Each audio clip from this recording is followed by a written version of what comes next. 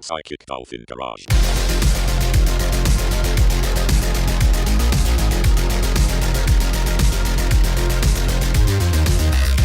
All right, wonderful. We're here.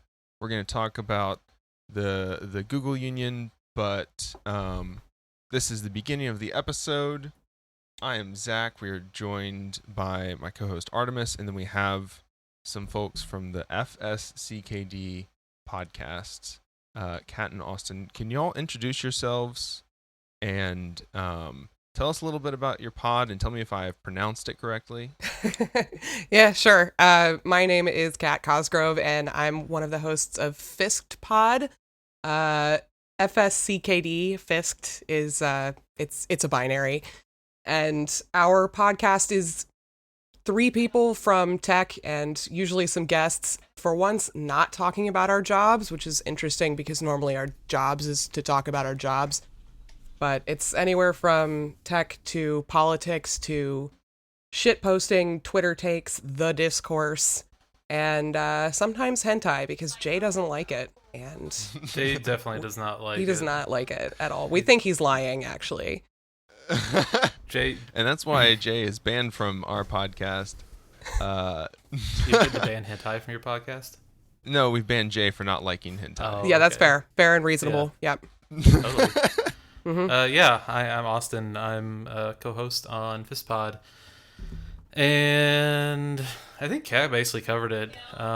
Mostly it's an excuse for us to sit around and bullshit with each other because we're all stuck in our Amazon pods. None of us even work for Amazon, but yeah, we were, we were lonely, I guess, and we were like shit posting at each other a lot publicly on Twitter, and that just kind of turned into, hey, what if we recorded this, and if people listen, then cool, and if they don't, then who gives a shit? Yeah. And then like people listened, which has been weird. It's been extremely weird. Well, y'all have almost, you're almost up to 20 episodes. Like that's where you're supposed to take off, right? Yeah, that's when we get the hockey stick growth. I'm sure the investors will be beating down our door any day now. Oh yeah. No, you get you. It's all exponential from there on out. Trust me, it's exponential. But anyways, y'all are also kind of tentatively leftist, presumably kind of. I mean. We're all experiencing capitalism like destroy itself, so it's kind of hard to not acknowledge that in 2021. Yeah, pretty much. It's really difficult to ignore that in the year of our Lord 2021. Hell yeah! I feel like we're pretty like on a aggressively. Scale. I mean, how's the thing is how do you like scale leftism? Like, what's the Well, yeah. Well, it's it's the two metrics, irony and also like which meme tendency you're choosing. So we're the Psychic Dolphin Garage, so we're Posadists. Okay. Theoretically. Yeah. Okay. Agony Rad. and irony, really living together in perfect harmony. Agony and exactly. Agony and irony. You choose your battles. Me, I like to sit on Facebook and participate in the 13th post of the week of people being like, "Oh no, what are tankies?" Oh boy. And it's like, God. yes. I don't log into Facebook. I have a Facebook because you have so my spouse mostly makes me have a Facebook, I think. But I use that almost never. And the last time I used it, it was to follow the the transit memes. Oh yeah, Numtot. Numtot, yes. Yeah. And I was way into they- Numtot yeah. for like a week, and then I looked, and I was like, oh, look at all these other people who I really don't want to like talk to or acknowledge the existence of on here. And I ran back to Twitter and have basically just stayed there ever since. Yeah, Facebook serves exactly and exclusively 2 purposes for me. It's Facebook Messenger for friends who refuse to understand Twitter and don't use Signal. And I'm just like not going to chase them all around the internet. Or it's for membership in like really niche photo sharing groups. Like there's one where you just post pictures of animal feet, and I think that's cute and it brings me joy. So Yes. that's the only reason I use Facebook. Well, some of them have been like replicated on Twitter now, like science diagrams that look like shit posts. That has a Twitter account now, so I don't have That's to use a Facebook really for strong that. follow too. It's a really strong follow. Very, very much recommend that one.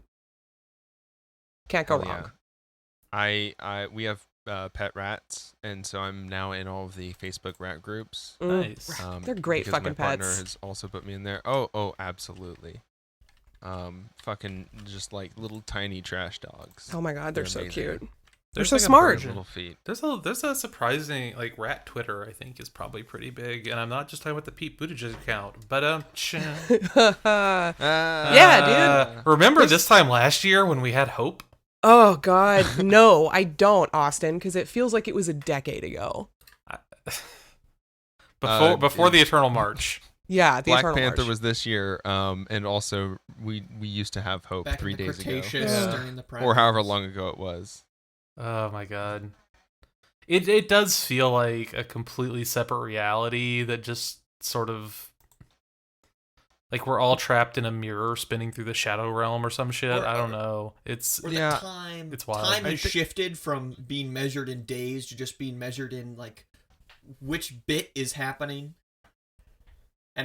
Yeah, pretty much. It's like, what is the discourse? Like, I know that on the first like day or two of 2021, however long ago that was, we were on Bean Dad, and that's Yeah. how I'm measuring time.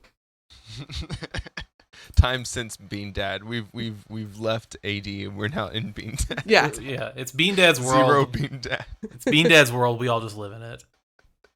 I don't know what else to Terrible. do. I've got brain worms from like being trapped inside on Twitter for now a literal year. And I guess we're on sea shanties now. No, sea shanties died yesterday. Oh yeah, sea Elon shanties Elon are- Musk took tweeted about sea it. shanties Yeah. outside Shot and it in the fucking head. put the shotgun to its head and, Like- and didn't even shed a tear. like a miner did- at an emerald mine. Yeah. He's the Yeah. new Ellen. Like, if he uses a meme, it's dead. I feel like that's unkind to Ellen, but I don't know how many staplers Elon Musk throws at his staffers. So You know what? I have a friend at SpaceX, so I'll ask. I actually remember hearing a story from a SpaceX related person, I guess, about their fucking awful Python based test system, and like it's a goddamn miracle any of that shit doesn't blow up more than it does. I mean, and it blows up more a lot. than it does being the operating word, because it blows up a lot. Yeah, Yeah. like a lot. And was just spectacularly. They like just lost another one and it like it wasn't even a blip. Yeah, Yeah. no, they don't care. And I asked about that. I asked like the friend at SpaceX what the deal was, like why nobody seemed to give a shit that he just like exploded presumably millions of dollars worth of spaceship. And he said they weren't even going to use it again. Like it doesn't matter. They already had more built. They were never going to use that one again for another test. It only mattered that they got data off of it. And they did. So who Wow. fucking cares? Wow. So Tesla is just platform capitalism. Yeah. But like for space, that's kind of we're accelerating here. And you know, as with any election year, we already would have been just inundated with a bunch of bullshit we didn't want to experience, and of course being locked inside didn't help any of that. Because now we're just getting fed ads to our home computers instead of to the Reddit and YouTube videos we're watching at work. Yeah. I was thinking about that this morning. Actually, I had a power outage last night, so my desktop rebooted. And as soon as I logged in with like all of my apps fucking reloading again, fired up Chrome, and I get all these like automated ads from Amazon, both pushed like to my browser as an alert, because I guess I have the Amazon Chrome extension from adding shit to a wish list, and also on my phone. And it just seems excessive now. Like you cannot fucking escape them. There's nowhere I can go that I'm not being advertised to anymore, because the pandemic means I can't go to the goddamn bar or whatever. I can't even go to the the park, bar really. to watch the Chive TV feed that they have on that is also half ads. Yeah, Wait. that too. Wait, do they have those at bars? Yeah, They have yeah, those the at Chive, sports bars, yeah. The Chive Oh. like swung from being like online content application to an actual like paid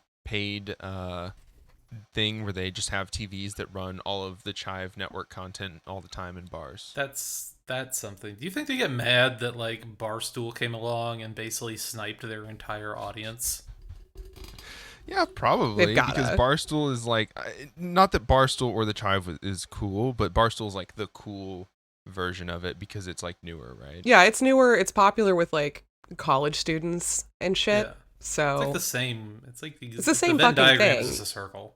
yeah, it's the Yeah. same fucking thing. It's just that, people want shiny new things, even if it's actually the same thing, but with like a coat of paint on it. Yeah. Yeah. It's a different host. I'm in it for the personalities myself. Oh yeah. You read it for the articles.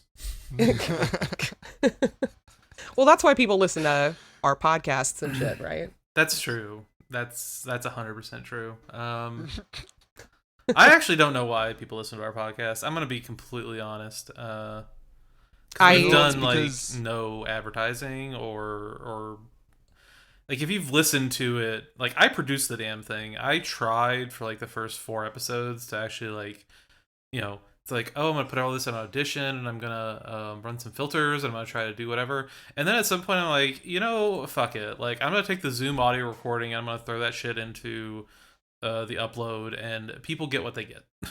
Yeah, Like- I mean, all you're trying to do is be better sounding than 80% of the other podcasts, which are 4 people crowded around an iPhone. Yeah, and our Yeah. employers bought us these expensive ass mics. So Yeah, I think that helps a lot. Actually, I mean, the Zoom quality isn't half bad, I would say. it's okay. Yeah, no, we've done some Zoom recording stuff. It sounds really good, and as long as you have a decent a $30 dynamic mic and a codec, you sound fine. You sound great. Yeah. You're a podcaster now, son. And in this are quarantine, winning. we are all podcasters. So I don't know why this like brought this up, but something about like the past 2 weeks, something about 2021 has like just the fucking shit show has like freed these blocks in my mind.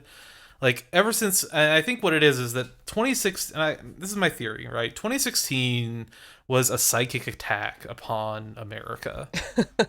Like in a true sense, like if you were online at all, 2016 was like some sort of fucking op that basically consumed your entire online life into 2016. Everything was through the lens of like the chuds and the libs, right? It was Hillary and Trump. That was the entire discourse. Everything sprung from that. And something about the fucking insurrection coup whatever last week, like and freed my mind of that block. It's like my limiters have released. I listened to the 2016 DNC Fight Song remix and I didn't turn it off. Because I could every time I hear that song, because Fight Song is not like, you hear it at the grocery store sometimes and I'm just like, oh fuck this shit again. But it's like, oh, I'm free now. Like it doesn't matter. Like, yeah, we lost. Bernie lost. Everyone lost. It's fine though. I'm done. I'm over it. I've become clear. Can you give me your therapist's phone number?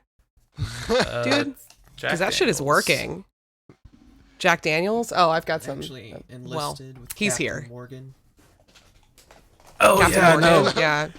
Captain Morgan's a good dude. He's really seeing me through it all 3 of my tours. Yeah. I have a giant bottle of Tampico and then a bottle of syrup and another giant bottle of tequila, and that's how I'm making it through. Yeah, I'm actually I'm riding the gin train. I'm a gin person. I am from Tennessee, but I don't actually drink that much Jack Daniels. I prefer gin. But I got into cocktails. So instead of just drinking gin and tonic, like I'm the Fancy. actually real Fancy gin hotter and tonic, version yeah. of John Constantine, I've been Oh, drinking okay. cocktails. I like it. John Constantine. I think aren't they making a TV show? So they already The did. Constantine? There was a TV show called Hellblazer, starring Matt Ryan as John Constantine that I thought was fucking exceptional, but they like repeatedly got into deep shit with broadcast because they kept doing shit like having him smoke on screen, which you can't really do anymore, and drinking excessively and just generally, acting like the Yeah, you can only- character. Can you do that on You can only- Netflix? Even? Yeah, you can do it on Netflix. You can do that shit on Can you? Netflix. Yeah. That's why. That's why Lucifer is on Netflix. And Jones, Sarah Jones. Oh God, the Kim Ritter. Oh yeah, TV yeah. show. Shit. Fuck. What? Jessica Jones. Yeah. Oh, Yeah, you can't- that It was was 2J. Netflix, wasn't it? Yeah, that was Netflix. But yeah, no, they're doing a new movie. The first movie was Keanu Reeves playing Constantine, which was honestly fine. Yeah, I remember Like, that one. Yeah, I it feel was like fine. I watched that and it was okay. Yeah, they did the a riff on the most famous arc maybe from the comics where he kind of sells his soul to the devil and then cheats him out of it. Yeah, it was very proto John Wick in a way. It was very proto John Wick. Yeah, you're right. I haven't thought of that. I mean, God, what a fucking career arc for Keanu, right? Holy shit, what a redemption. And then he did Cyberpunk and fucked it all up. He is the best part of Cyberpunk, though. He That's is the true, best he part is. of Cyberpunk. It's also the hottest sex scene in Cyberpunk, and I'm disappointed that it was so short. Can we just talk about? I know we got on here to talk about like unions and shit, but can we do like our Cyberpunk minute? Because I actually haven't had a chance to talk to Kat about Cyberpunk yet. No, absolutely. Yeah, we'll do the cyberpunk, bit, and then we'll switch over to the union bit because this is the fun stuff. We gotta do the work later. All right. I didn't hate it, Austin. I did not hate it. I didn't run into a single game-breaking bug. I did run into a shitload of visual bugs, but they were the really fun ones. Like, my pants don't render and I'm wandering around Night City with my pussy out. Yeah. Can I say that on this podcast? Yes. Okay. Okay. So yeah, or like impact detection overcorrections where something would run into something and then just overcorrect hard and zoom off into the atmosphere. That was pretty fun. Mm-hmm. I actually I got the secret ending and I did like 4 other endings. Mm-hmm. And I thought the endings were good. My problem was like the way we got there seemed a little bit not quite fleshed out. Yeah. A little hacky. They skipped over some big steps. They did. Yeah, like I didn't. Judy get, is best like, girl. I didn't get the game breaking bugs either. Like it ran okay. I got like some of the fun ones, right? Like I got the dum dum bug originally before they patched that out, which was hilarious. It was a really fun one. I got a lot of weird little graphical glitches or physics happening. What I thought was very strong about it, and the thing that is going to bring me back to that game at some point is like the character writing and a lot of the side quests and a lot of the world building they did was fucking fantastic. It was. I had more fun on side quests than anything else. And one of my coworkers was complaining about the game being short. Yeah. But like short compared to what, my dude? Short compared to The Witcher 3, apparently. He was expecting it to be The Witcher 3, which I checked and took me with DLC? With DLC, The Witcher 3 took me 240 hours to complete. Yeah. That's all side quests. With no DLC, Cyberpunk 2077 took me 160 hours to complete all side quests. Yeah. And I think So- if you mainline the story, you can do it in like 20, 30 hours. Yeah, you can grind it, but Yeah. like that's still And a I think pretty that was a long response. game. Yeah. Like that was definitely like people thought Witcher 3 was too long. And the critical path in Witcher 3 was extremely long. It was. So I think it's a good response. What I think there was a lot of there's a lot of things you can point to and say like, oh, this would be better, blah blah blah.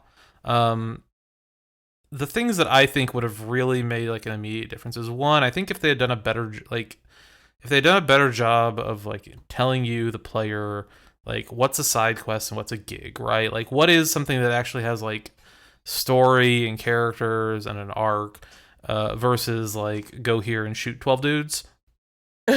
Like there's the fucking quest with the snack machine. Yeah. Or whatever the snack machine, you keep going back there and there's nothing that really tells you, there's nothing that really signposts it. Like if you're just running around, you would totally miss it. Because there's so much overstimulation, and then you're like, wait a second, this has subtitles. And you look around and it's like, oh, this fucking snack machine is talking to you. And then it gets to the end and kind of the payoff being like, oh, it's not actually, it's presented to you as this is this is amazing. This is a snack machine that developed an AI, and then you get to the end and it's like, oh, it's actually just a very good facsimile. It's not actually intelligent. It's a good program, and you get to go back and decide how you kind of break this to this other NPC who's become its friend, and it's like, this is a super fucking interesting story that 90% of people could easily miss because it's not obvious, right? Like, that to me is a design mistake. You've got all this good shit, and you just expect people to be kind of smart and clever and go find it or to pay attention, and that's not how the world works anymore. My biggest building a beef game is for the people that are going to put 4,000 hours into it to find all the little bits out, but then forgetting that you've built a lot of cool stuff into it, and you could just show it off in a better way. Yeah, and have Yeah. other stuff hidden like that. yeah. It feels like a I think waste. the way somebody, Yeah. the way somebody described, one of the reviewers described the quest system was that half of the quests are brilliant, like Stephen King levels of intrigue, where you really get to know specific characters and then experience something with them, or you learn something very profound that you really like makes you reflect on something. And then the other half is just murder sprees in Call of Duty hallways. It's filler. Oh, totally. Yeah, pretty much. It feels like they were written by different people, and they probably were, but there should be some consistency. Yeah. My biggest complaint is actually like really stupid. I'm What's pissed that? off that I can't change my fucking appearance because I don't like the nail color I chose, like my Mhm. nail polish. I don't And like it's, my nail all you polish. see. Yeah, and it's all I fucking see. I agree with that. And- Like, the characters, yeah, there's a lot of like little things like that. There's like, this doesn't feel baked. I think the end. I generally agree. Like, I think the endings, like, it doesn't really. Like, honestly, maybe the only ending it really earns is the secret ending. The rest of them, they kind of wrote themselves into a corner, I think. I accidentally killed myself first. I don't know about you. Like, that's the ending I got first. Yeah, like, it's. I don't. I think that's one of the problems with games where it's like you have an implied time limit, right? Where there's like this huge external peril that only exists for dramatically convenient parts. And that's a particular nitpick of mine in any kind of solo RPG. If there's a time limit, it should be an actual time limit, and you should design the game around that. But I digress a little bit.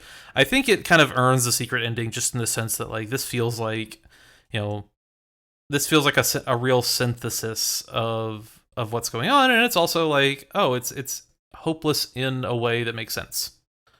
It fits the setting, it fits everything. The other ones are, to varying degrees of, this feels unearned, or you have to take these kind of huge leaps that the game logic and the world logic doesn't really imply. If you're a genre savvy person, the entire first act is, wow, I'm gonna get fucked. I'm gonna get fucked. I know I'm gonna get fucked because I've played Shadowrun before, right? Like, I know how this is gonna go. And then, oh, wow, what the fuck? I got fucked. And you're kind of like, this also doesn't feel super earned because you should be more clever, right? Like, you should. It doesn't feel like a great power fantasy or a great representation of the character of the world, where it's like the obvious thing happened. We're angry nerds. Yeah. The point of cyberpunk literature is that you're writing something that's you're trying to ride the line of being like hopeful, but also just look at the world around us. Yeah. Yeah, to it a does certain feel like extent, they right? missed the point on what cyberpunk is or means historically as a genre. And my favorite review to come out of the whole Cyberpunk 2077 sucks actually discourse was William Gibson, the actual author of Neuromancer, the man who invented the genre, retweeted an article about how 2077 sucks. And somebody who didn't know who he was started arguing with him in the replies. Oh, like, Oh yes, And that's very good. It was. It like, what felt the fuck so do you good. know, old man? It was so good. And that's a situation where I think it is appropriate to like unironically respond with, "Do you know who I am?" Oh, totally. I must have felt I would feel so good to be able to do that. Yeah, I don't know. Good game. Needs some work. I hope that everyone got a vacation and a raise and gets to come back this year refreshed and gets kind of another pass at some of it. Because I think all the problems are fixable problems. Oh yeah. They already released a statement and they blamed it on QA. Oh yeah, QA, the Riot Games method where you just say, we didn't play test it enough. Yeah, Yeah. pretty much. Yeah, that said, I feel like the post-release kind of actions by CDPR are pretty shitty, and would be a great reason for their employees to unionize. Start a fucking union. Oh, Look there at we that go. fucking transition. Amazing, I love it. God, it's Doing like my you do work this for me. professionally or something, dude. Edit. I know, right? Yeah, we're doing a no edit episode. This one's going straight up after we finish recording. Yeah, the Google Union. We've had it. It was, I guess, surprise to us, anyways. 10 days ago, and there have been a large swath of responses to the union. Everything from this isn't actually a union to some of the more confusing ones, like people that don't understand what unions do. They're like, why are all these, white collar, they make, $1 million a year developers trying to unionize? And it's not, there's not a lot of hope for those people, of course. But we're here to support the Google Union, right? Because in their own words, they are made up of, all sorts of different workers. They're the workers who built Alphabet. They write code, they clean offices, serve food, drive buses, test self-driving cars, and do everything needed to keep the behemoth running. Yeah, and it went from like 230 of them on day one to like, what, we're at like 700 or 800 now, 10 days later. Mm-hmm. So it like, passed 700 a couple days ago, so we could be at 800 by now. It's like 830, I think. yeah, good for them. Like, I don't know if people like to talk about tech workers, like software engineers. Some of them talk about themselves this way, as if we're somehow better than everybody else. You see a lot of that on tech Twitter. It usually gets shut down pretty quickly by the rest of tech Twitter, but you do see it from time to time.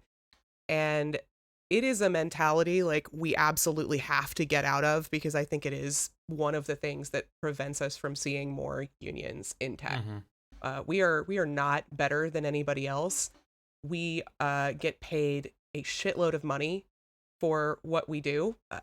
Easy to argue we get paid too much for what we do, but we're not actually like social elites at all. And it's weird to continue thinking of us that way. We can benefit from a union too, Yeah. I mean, presumably that would come from like ignorance about what a union is, because it's like, oh well, we don't mine coal. We aren't we aren't having to pull cobalt out of the ground for Elon Musk. So what good does a union do us? Yeah, I think there's like an ongoing perception that unions are like exclusively for people who do manual labor.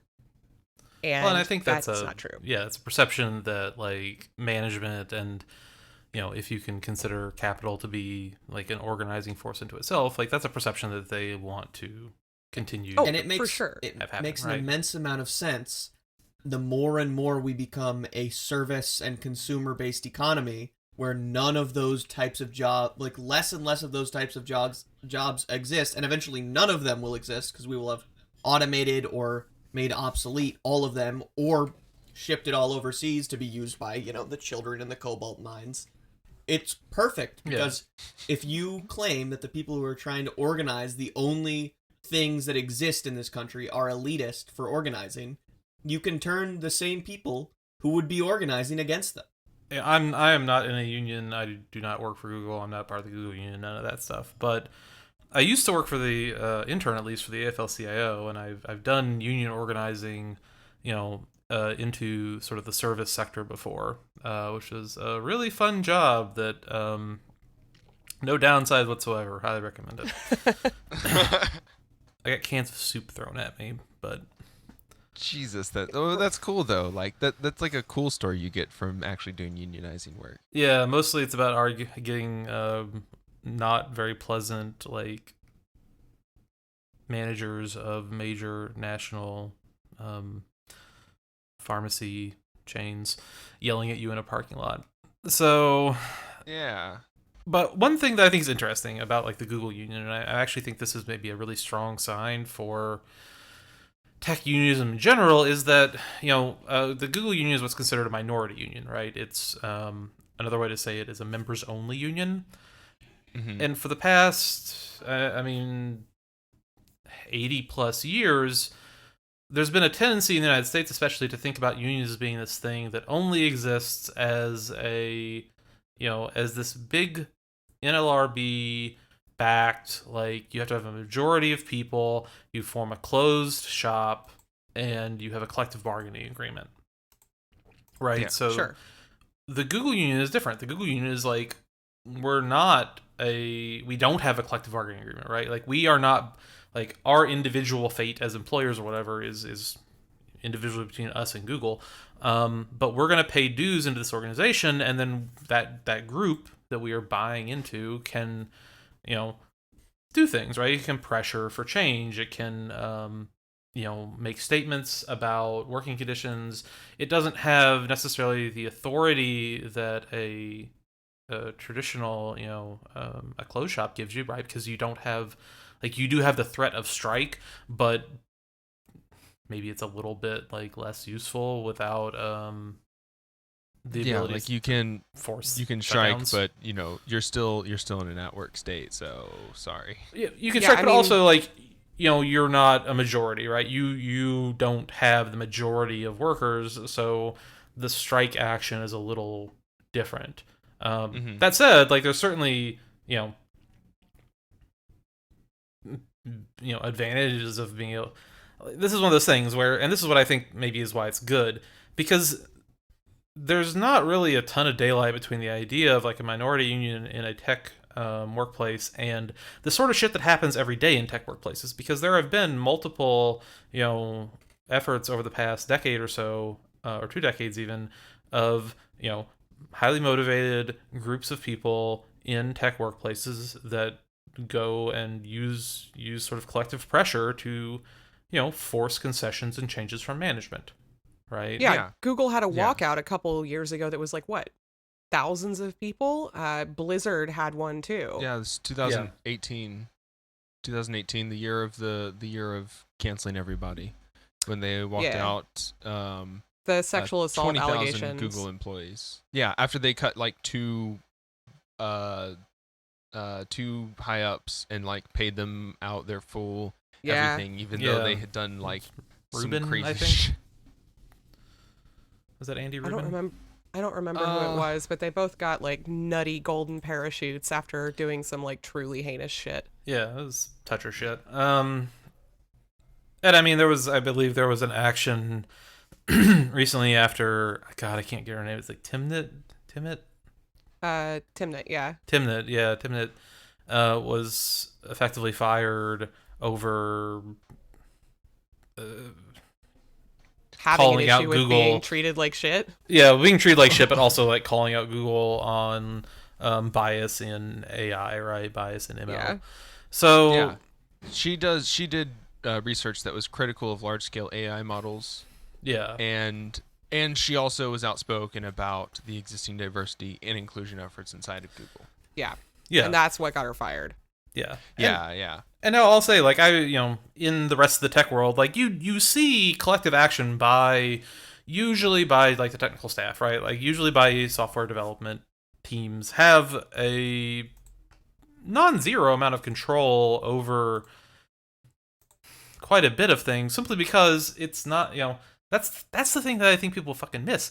Like, it's really hard to scab out, Software devs. developers. Yeah, well, that's why they pay these people millions of dollars a year, because not just because it costs a lot of money to live in the Bay Area to be able to drive into that office every day. Yeah. They're investing in someone that is in charge of a large portion of a project that they're working on, and if that person goes away, you can't slot someone else in to that desk. Yeah, not easily, at least. quickly. Even for relatively new software devs, juniors or like mid-level devs, they're not scabbable either, because it can take 3 to 6 months to fully onboard a new software developer and have them be in a place where they can contribute like production code. Before that, they're reading docs or reviewing PRs or learning the code base. So it's even for developers who aren't making millions of dollars a year. I mean, I don't think any devs are making millions of dollars a year, but hundreds of thousands, close to a million is a thing. Yeah, there's that YouTube video of that one like tech lead that was like how I made $1 million a year at big companies or whatever. And so I've like seen that, and it's like, yeah, that's also not the average person. Yeah. And Totally. And but all of these people are still of equal importance because you're not just sitting down and just writing a bunch of C++. Yeah, we're not hot swappable, Yeah. And that's the thing that I think is maybe, like, I don't want to, I don't want to say this in like a negative way or whatever, but like one of the thing, this is the secret, I guess, about working in tech is that your skills are actually far less transferable than you would actually think. Like a lot of people will ask like, oh, I want to get into technology or I want to learn to code or whatever. And I'm like, okay, just go do it, because it doesn't like that's the easy part, because it's less about like, oh, I know this particular language, because that is very much like the beginning. That's a very basic level. Knowing how Java works or knowing how to like write a program in Java, it's like a good way to think of it is like a language but you don't know the dialect, right? Like you could maybe you could learn French, and if you learned it just from the book and had never spoken to a French person, like you could go to France and you probably wouldn't understand anyone. They probably wouldn't understand you, and they would laugh at you, and you would feel bad because there's a lot of inflection, and there's a lot of things that you get from like lived experience and talking to people that know the language, right? So it's the same sort of dynamic at a software company, where you go in and it's like, Java, great, like that's the table stakes. Now you're going to learn how we use it. Now you're going to learn how it works around here, and you're going to learn our build system, you're going to learn all of our tooling. You're going to take all these concepts that in the abstract, and you're going to apply them to the reality of what we are doing here, and that makes knowledge, and that's the reason tech salaries are high, because it isn't actually a transferable skill in the way that a lot of things are. So you have to start over every time you switch jobs. Like even senior engineers or principal or staff engineers with years and years of experience, they are not productive on day one. They're not. Yeah. Nobody is. That's a great reason to have a union. It is. Absolutely. That those people know more about the product than anybody else in the building, and there's like, we're democratizing the workplace because those people need to be involved in a lot of the decision making that they don't have any ability to reach into, that will affect not only their jobs, not only their lives, but in the case of a massive the mega companies that we have now, it's going to affect the lives of millions of different people.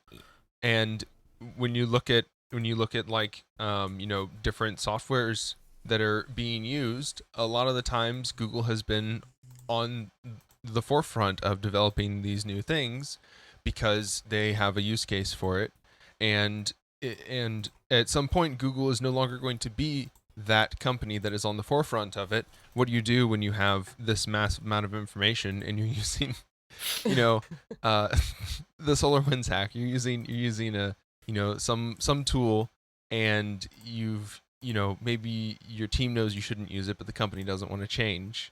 You're putting millions of people's information at risk. You need the security. I mean, if you're coming into a new job, that takes some time, firstly, to get familiar with the workflow, and then, if you want to get to the point where you can critically look at the process and say, okay, maybe we could do these things better, you're not going to feel safe to do that if you're worried that you could get fired arbitrarily. There's a lot of value for that workflow in terms of just job security in having a union. Yeah, that psychological safety aspect, I think, is actually what's most important here, because this is not something that's talked about a lot with software engineers. And certainly junior devs do not know this is normal when they start their first jobs. I remember not knowing this when I started my first job. And I spent like 2 weeks in or so, I had like a full-on emotional breakdown because I was not contributing production code yet. And I was under the impression that I had to hit the ground running. I had to be able to just contribute immediately without needing to ask for help. And I was super concerned that I was going to get fired if I asked for help. And if I had had a union with a guarantee of protecting me, then that probably wouldn't have happened. And I'm not the only one who felt that way. Like that happens. That is really, really common with new developers. They just don't know. And there's no safety net. Well, and there's also, there's an entire HR department that should be dedicated to, explaining something like that, but they also somehow manage to be the worst version of what they were designed to copy. Sometimes you have if you have a good tech lead, a good team lead, a good like senior developer on your team whose specific job it is to serve as a mentor for junior developers, that doesn't happen. But, most teams don't have that. It comes down to luck. Like, do you have a good team lead or not? And I think it's also important to mention that, there's a lot of the heat and light, especially in tech Twitter, especially in like tech current events, really focuses on, what's happening at these sort of like quote unquote FANG companies, right? Facebook, Apple, Netflix, Google, da-da-da-da-da. But we do ourselves a disservice to not consider that the overwhelming majority of people in the world, even in the United States, whose job is like software developer, don't work for those companies, right? Yep. Like, there are hundreds of thousands of people who work for like pretty average salaries. Like, there's the perception like every person that programs a computer is making like six figures, and it's not the case. Like, yeah, no. Like, all my friends in Memphis that are software developers and still living in Memphis, most of them make like somewhere between 60 and 90. Yeah, which is good. Don't get me wrong. Yeah, like, it's that's good. a lot It's great better money than in Memphis. a lot of jobs. But that's also like, I don't know, it's competitive with like cop or business analyst or like someone that has worked at a bank for 10 years, right? It's competitive with like, a lot of trades. If you're learning a trade, if you're in a trade, you're making, once you get to six figures, that's like the end goal of a lot of those a lot of those kinds of jobs. Like, that's what the tech world is. Like, you have a skill, you learn a skill, you have to take a lot of time to train and understand the applications and the specific job you're going to. It's the same in electrical, it's the same in plumbing, it's the same in any type of general construction work that you're doing. It's good money. Like, it's not fuck you money. Right. Yeah. Yeah, I think it's oh my god, I can pay off all my bills and like actually have a savings account money. Yeah, I can own a house money. Yeah. And I mean, Well, tech not in me. a lot I of live ways. in Seattle. Yeah, tech in a lot of ways is like the shortcut, right? Like, I think that's the reason that it's maligned. I don't want to say unfairly maligned, because a lot of the malingering that people do around the tech industry is totally deserved. But it feels like a hack, right? It feels like a shortcut. It feels like, oh, you learn how to program, and then you're just gonna like trip over your dick and wake up making $250K at Google. That's not really the case, but it's the perception of it. And I think we do ourselves a disservice, because when we talk about tech unionization, we talk about all these labor issues, like, they're much more pronounced and they are generally much worse at these smaller mid-major companies, right? Like, if you think the shit that people get up to at Google in terms of like harassment of women or minorities or long hours, no overtime, shit like that, like, those are magnified at smaller employers because there's less light there, right? Those are very much like the good old, if you're, slamming out fucking charts and dashboards and internal, business process shit for a regional insurance company, I would bet a nickel that, the exact same issues about equitable labor, about, women, about they're worse. minorities are actually probably worse, because the company culture is extremely dudes that, get off by playing a round of golf and then sexually harassing their, EAs, right? At least in the Valley, they're doing fun stuff like taking drugs and then sexually harassing their EAs. Oh yeah. Got to do my Gotta do your drugs drink first. my raw water and then I got to take my microdose. stack and then drink my raw water and then text my polycule. Like Holy shit, dude. Are we still on microdosing? I'm sure Microdosing someone all is. the thing, Oh, okay. So we're just We're just doing back up. acid We're in the now. 80s now. Okay. We're just fucking Just doing the ODing. drugs. Yeah, Okay, we're just alright, ODing cool. and Yeah. everything. Cool. I mean, I'm hey, down. you know what? It's 2021. Go with God. But I mean, yeah, like I think that, weird sidebar. Like Kat and I both grew up in, the cultural South. Like I grew up in Kentucky. She grew up in Tennessee, right? Yeah. Hell yeah. Yeah. Like We're both. I'm in Texas. Okay. Okay. So yeah, not, different kind of cultural South, but sure, yeah. but it's the same thing where it's like we aren't coming to this from the perspective of like, oh, we're fucking valley dipshits. Like No, I'm a hillbilly. yeah, I grew up we're on a both farm, yokels, like an and actual farm. yeah, this is the world we come from, and this is the world we saw. Because like if I hadn't been lucky and a lot of things hadn't gone my way, like I'd still be pulling down, shitty jobs, working on like PHP websites or something back in Kentucky, rather than sitting here talking to all you fine people. Yeah, for sure. I would still be making fucking WordPress templates to sell to local small businesses, and then bartending at the strip club on Friday and Saturday nights. That strip club is sadly closed, but the money was great. F's in the chat. F's in the Yeah. chat for Christie's Cabaret, everybody. What a good name for a strip club. It is.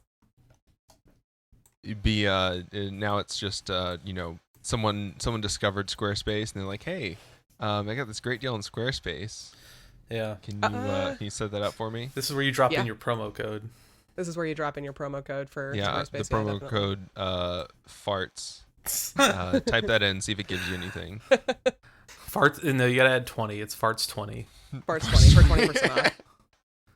Wait, that was last year's code. It's farts 21 now. Oh, You gotta sorry. update Oh, right. Yeah, 21% yeah. off your first order. that. Yeah. It's funny because Kat and I so- are both like buds with a former Squarespace person. Oh my god. Yeah. Like pretty I hope- close. I hope that we don't have to like go to Squarespace to start like monetizing the podcast to survive, because that would be worse than that'd be worse than like than actually having to sell my labor again for less than it's worth. Is like take a thing that I like doing and turn it into this machine to just turn out bucks for me, turn out dollars. So Add but- dollars. of all of the people that definitely macrodose and then harass the beer girls on golf courses, I have a lovely article that is dropped. This is written by Ron Holland in the Wall Street Journal. It's an opinion piece. Hell yeah, baby. I'm assuming this is Ron Holland, the yacht designer, who is famous for all his racing yachts that he designed. Of course, and, excellent.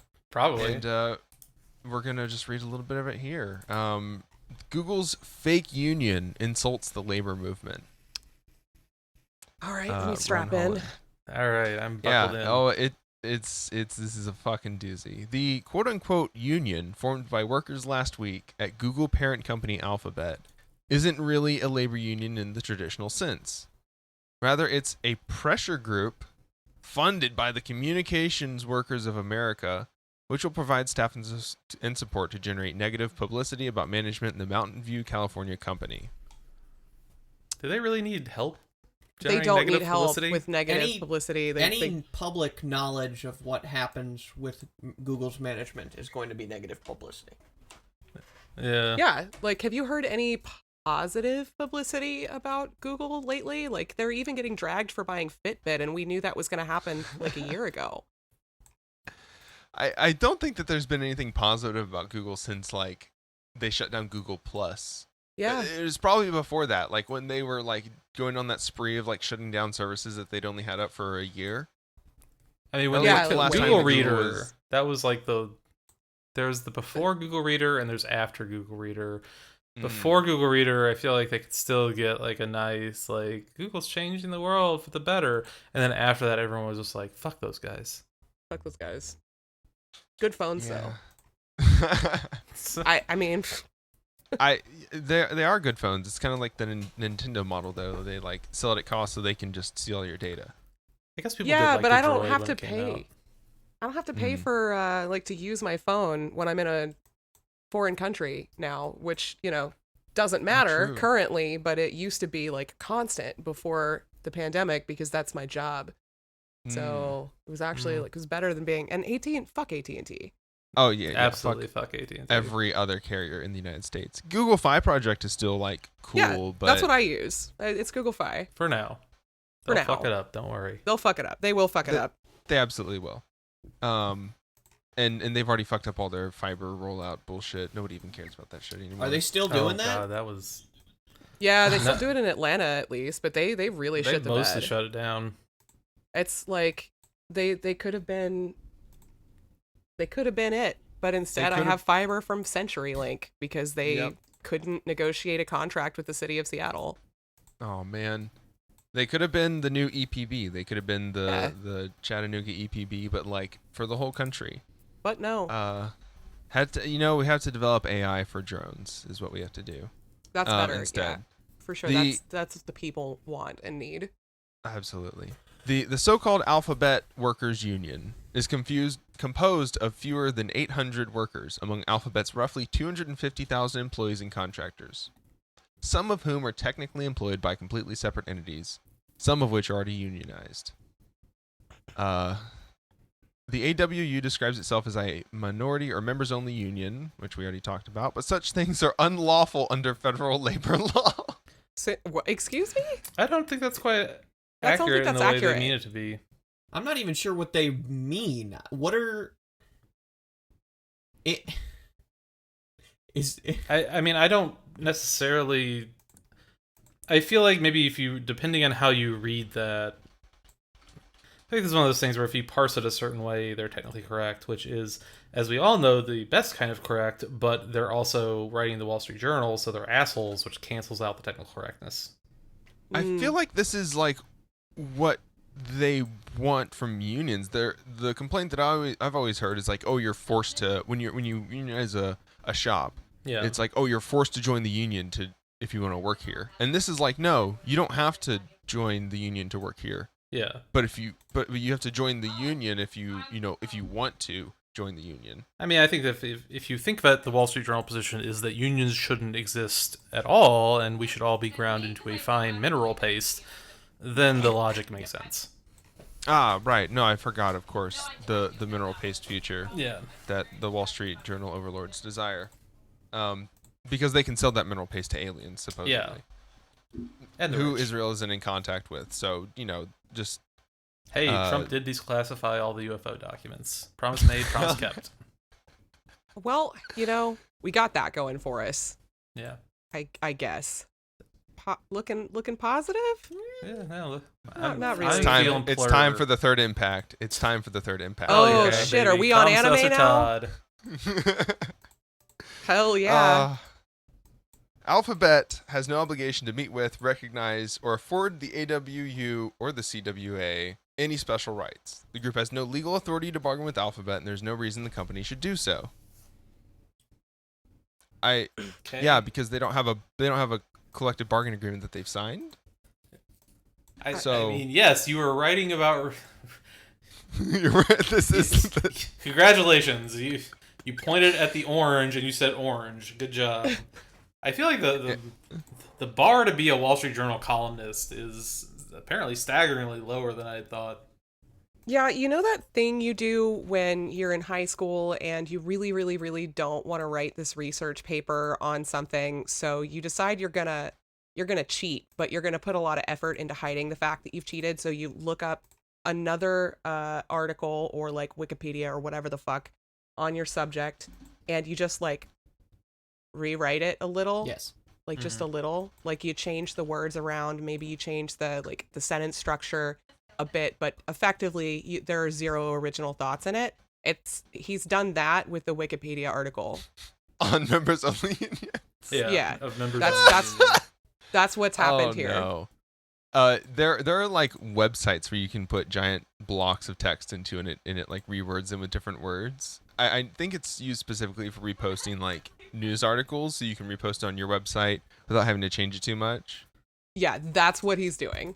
I mean, good news is maybe not definitely, but that's what it fucking sounds like to me, and that's it's pretty fucking funny. Automation will replace this dude's job with a GPT-3 neural network that will just like you plug in a Wikipedia article and then am I for this or against this, and this dude's job is gone. Oh, for sure. Like, I already can't tell the difference between the actual Drill Twitter account and the GPT-2 Drill Twitter account. Like, they're functionally the same for me. You just feed all of these columns as he writes them into this large text document, and then you run a bot that just selects random words from it and puts them in a random order, either positive or negative, and you get your article, and you don't need him anymore. It's going to be amazing when someone takes this and like lets you just look at the news but pick a date filter and just be like, okay, write this, display this article to me as if it was the 1980s. And then, all the references just get replaced appropriately. It's going to be amazing. We are both software engineers. We could probably do this. Actually, no, we couldn't do this. I couldn't do this. We could do a shitty version of this. We could do an extremely shitty. We could just do like Mad Libs, right? Just like replace everything. Whenever it talks about Biden, just replace it with Reagan. I mean, there's a GitHub project that trained a machine learning algorithm on Chuck Tingle novels, and it just like it just generates a Chuck Tingle novel. Yeah, I've never read one of those. Oh, you're missing out like on a whole culture. I mean, really, you can just read the titles. I'm well aware of the culture. I've just never read one. I've never read the works. I just want him to follow me back on Twitter. Fair enough. That's all I want. I'm not ready to subject myself. Like, I ironed out my brain creases a long time ago. It is fully smooth in there. I mean, on a digression, like watching Kat's account Twitter go from like 2,000 to 13,000 followers over the course of 2020 is honestly like the biggest argument I can make to anyone about why you should never want more followers. Oh yeah, I hate Twitter now. It's it's not nearly as fun as it was when I had 400 followers and I was just shrieking into the void and I could say whatever I wanted. Yeah. Shit post to my heart's content. Now if I shit post, everybody takes everything seriously when you have a shitload of Twitter followers. You can make like a plain factual statement and you get like your day is just ruined. Yeah, pretty much. I'm going to start abusing that you can only reply to me if I follow you function. Because it's just like I just don't fucking care. And there's a point where you can tell that something has gone outside of your normal circles because the replies start getting real fucked up. Mm-hmm. You know, and at that point, it's not even worth looking at. Just mute that shit. Just mute it. Don't reply. Don't bother. It's not real Twitter anymore. It's not. It's not. It's something new entirely. Much like this union, or what a real union would be in Ron's eyes. It has a democratic mandate with a majority of employees voting to designate it their exclusive representative to bargain with their employer. Real unions represent a group of employees with a true community of interest bound by job location and classification with legal standing to negotiate for better wages and working conditions. Is he no true Scotsmaning? Unions. A fucking union? Yes, 100%. the rest, like the next couple paragraphs of this are like the history of the union movement in America, and we don't have time for that. I don't have the facilities to read through the rest of this article. I think what that tells us is that he knew he had to make the claim, and in order to remember, you can't disprove me unless you've read my entire article. So I'm going to make it just utterly unreadable. I'm going to copy paste the Wikipedia article for all of American unionism.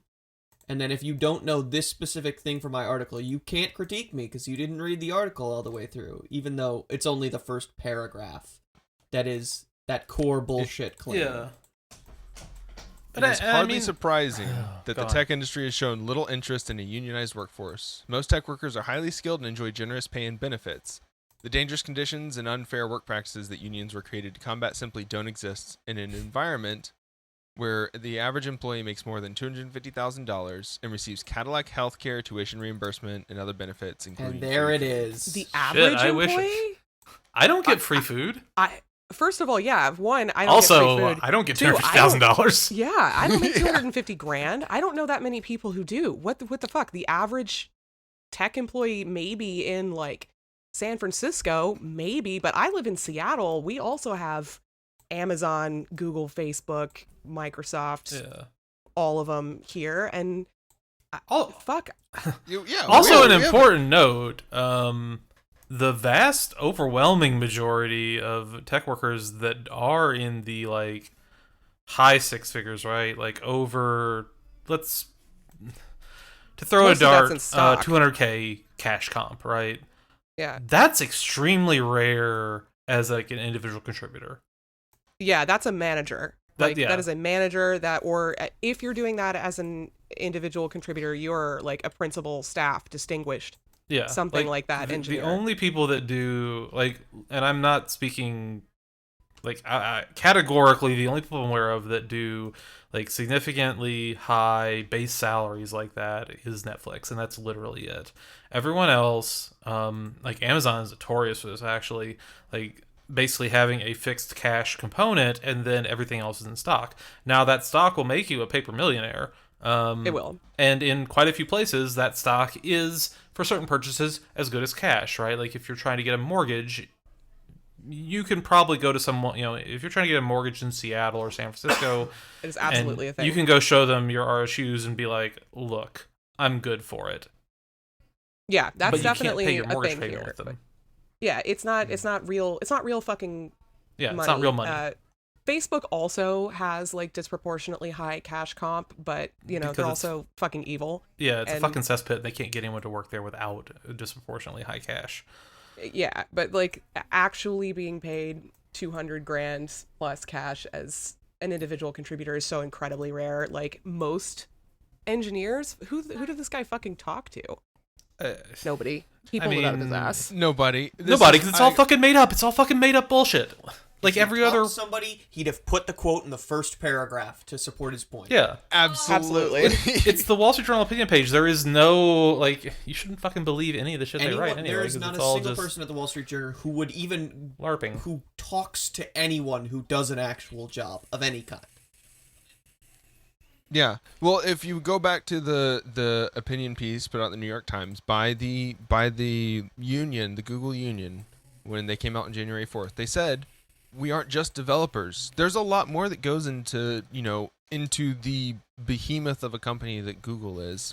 And it's Totally. not all code, I got Yeah. paid $15 an hour to do help desk at a company. Yeah. They have plenty of people that are making, $25 an hour doing help desk for fucking Google. Like, you still need that stuff. And You there's still also need somebody to make sure that keyboards work. And then there's so many people. Like for as many people as Google has working for it, there's a 2 or 3 times larger amount of people that are working as contractors, right? That don't get the catered lunches and are, basically fucking lower caste citizens. They have different badges. They don't get to do all the fun shit, right? Like they don't get the they don't get Christmas to- presents. They don't get all the And perks.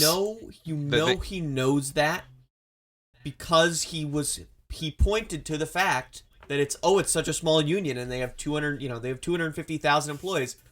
Where do you and he also points out that members of the potentially fallaciously, I'm not going to say whether his claim is correct or false, but he said, oh, there are these people who are of this union. Some of them don't even work for Google itself. It's like, yes. Yeah, dude. It's Yeah, those almost people get like fucking a exploited. massive amount of, development industry and, Silicon Valley economy is done by contracting out to like 20 different companies. Yeah, Microsoft does that too. Amazon does that too. It's just, Yeah. it sucks, but it's I the fucking way. I work for a tiny ass. I mean, I'm not gonna name my employer. But categorically speaking, in the office, there are a lot of people that provide office services. Like those catered lunches. That's not a full-time employee of the company bringing in the catered lunch, right? Like all of the support staff that go into these tech companies are often contractors, and sometimes they're not even like direct contractors, they're indirect contractors, right? Because there's this whole ecosystem of companies that have sprung up around San Francisco and around tech hubs to provide all of the like mommy daddy perks, Mommy, daddy perks. I mean, We are giant titty babies about some stuff. That's fair. Yeah, we do love soft, milky mommy titty or whatever. Fuck, I Yeah, don't know. downloading the mod for my Google Pod. Yeah. So that I can lay down on my giant, enormous bazongas in front of my desk. Yeah. Oh, do you think I should- I don't know who this person that wrote this is, and I am speaking in non-actionable parody terms about this article, but it's very frustrating because there's a lot of what's actually more frustrating to me is not like necessarily this dude, 'cause I don't know who this dude is, but if you go on tech Twitter and you saw this in like the immediate aftermath of the Google, of the Alphabet Union, there's a lot of people that I do fucking know are in the tech industry. I do know what the hell they do, and they're like, why do we need this? This is stupid. This is just a bunch of fucking SJWs, da da da da da. And I'm like, I know that you are full of shit, right? Yep. And I don't know how those people fucking Sleep at night. sleep at night. They're posturing for fucking management so that they don't get a slap on the wrist or get fired because they want to keep their, mommy daddy perks, Yeah. There you go. I guess. There you go. Their refusal to learn more is as much a failure of our education system as it is the social hierarchy that is put in place at all of these companies. Yeah. For sure.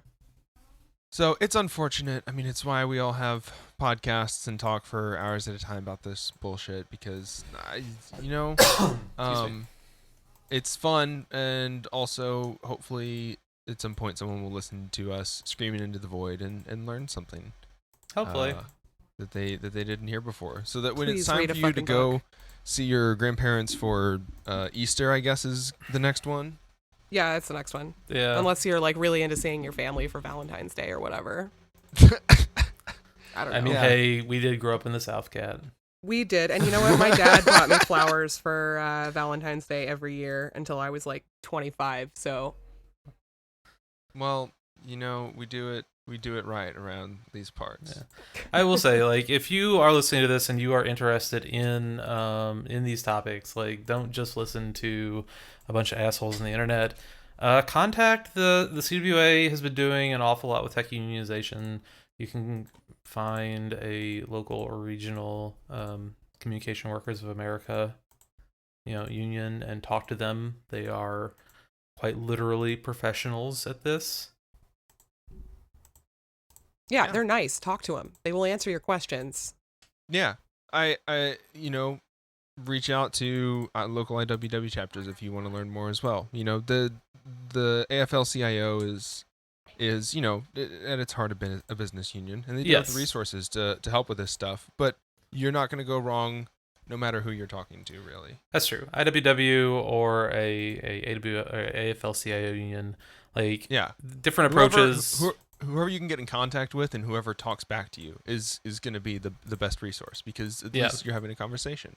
Yeah, I mean, they're just keep in mind, like, it's so fraught, like, trying to Google a lot of this shit because these keywords are camped by, like, pro-business groups, Like, if you Google for unionization, you're gonna find pages where it's like, oh, this is so bad for you, and it's because like there are a lot of lawyers and groups that are afraid of it. I mean, because at the end of the day, a union is simply this: it is the power of workers to be a collective, right? It's you and the people that you're and your coworkers saying like, we have a say in this. Like, this is our labor. It has value, and we can collectively decide how that labor gets, spent and accumulated.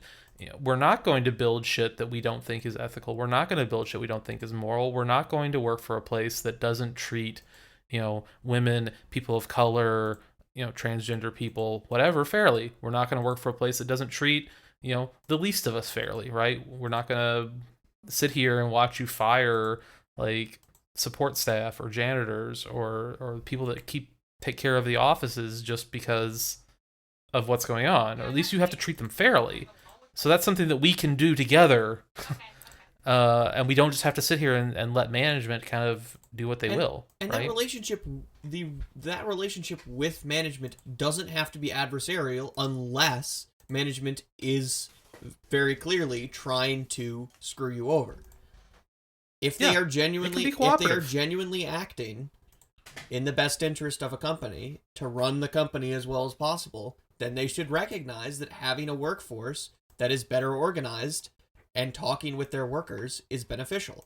But yeah, it literally makes things better for fucking everybody. The workers, management, the customers, maybe not the shareholders, I guess, if some of these things are expensive, but probably for them too, because if things are running more smoothly, things are being built more quickly and more effectively, more people are buying your products, the shareholders are making more money too. So like it is win-win unless you just are really into taking advantage of people. Yeah. And I guess some of these people are. Like, that's got to be somebody's kink. Yeah, it maybe doesn't work for the shareholders if they want to do like, Layoffs. like follow up on Prop 22 and fire all of their employees and then rehire, contractors to do that work instead. Yeah. Yeah, fuck those people. Yeah, absolutely. But this has been a great time. I've had a lot of fun. Yeah, thanks for having us on. If we have anything else we want to throw out there before we close up the Google story, otherwise, tell us what kind of content y'all are making, where you want people to find it, and what kind of comments you'd like them to leave. Ooh, you can find us. Ooh, okay. You can find me on Twitter personally at Dixie3Flatline. Some of it is tech content. Usually it's tech content, but right now, the world, so it's a lot of screeching about politics. So if you're into screeching about politics, technology, shit posts, making fun of Jay for not liking hentai, you can follow me for that personally. But our podcast is fsckd, and that's at fsckd pod on Twitter. Yeah, and you can find me at Austin L. Parker. Also kind of a mix of technology and leftist shit posting. Coming up here later this year in April, I'll be organizing Deserted Island DevOps 2021, which is a DevOps conference in Animal Crossing, which you can find last year's recording at youtube.com/OnCallMeMaybe. That's On Call Me Maybe, all one word. Yes, like the Carly Rae Jepsen song. You can find more information about that at desertedislanddevops.com. It's a free event. It's streamed on Twitch. And yeah, the best place, honestly, follow my Twitter at Austin L. Parker, and you'll find about all my bullshit there. Fantastic. If you're listening to this, hopefully you are already a Psychic Dolphin Garage listener. You should follow us on Twitter, on all of our social media platforms, Facebook, Instagram, Reddit, anywhere that you can post, you will find that we're already there posting. Join us for our streams on Twitch, Monday, Wednesday, Friday nights at 7 p.m. Central, twitch.tv/Psychic Dolphin Garage. Artemis is scheduled to be working on some more of the D&D We are podcast with recording Dennis that very soon. very soon. So check us out on Patreon. I believe that our first episode is available there for free, and if you want to hear more, throw us a subscription on Patreon. You know the deal. So with that being said, everybody that's listening still, I hope you have a wonderful day. Thank you again to Kat and Austin for joining us, and we will see y'all on our next main episode. Cheers, y'all. Peace. Later. Thanks for listening to another episode of Psychic Dolphin Garage.